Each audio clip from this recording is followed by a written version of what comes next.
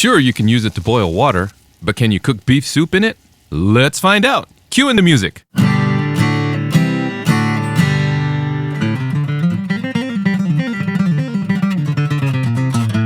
The Solo Stove Pot 1800 is the companion pot for the Solo Stove Titan wood-burning stove. If you're curious about the Solo Stove Titan, please check out my previous video where I discuss its features and put it to the test by cooking a big steak with it. Now, back to the Solo Stove Pot 1800. Actually, that's too long of a name, so henceforth it will be known as the SSP 1800.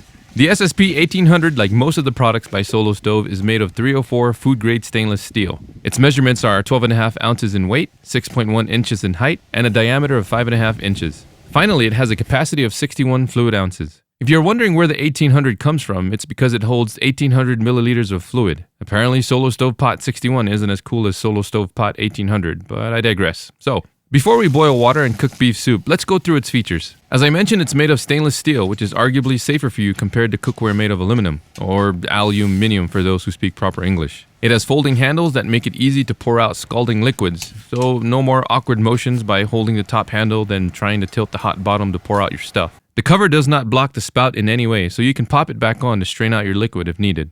The bail handles clip onto the sides that are built with indents that allow it to snap into place out of the way to either side or directly above. This allows the bail to stay safely away from the flames. The bail, by the way, is removable, which I totally forgot to mention before I used the pot. It also comes with measurement markings for ounces and milliliters. The markings are stamped into the pot so there is no fear of it rubbing out through continued use. The 61-ounce capacity is ideal for 2 adults. However, if you're hiking or camping solo, you may want to downgrade and look at the Solo Stove Lite as well as its companion pot, the Solo Stove Pot 900.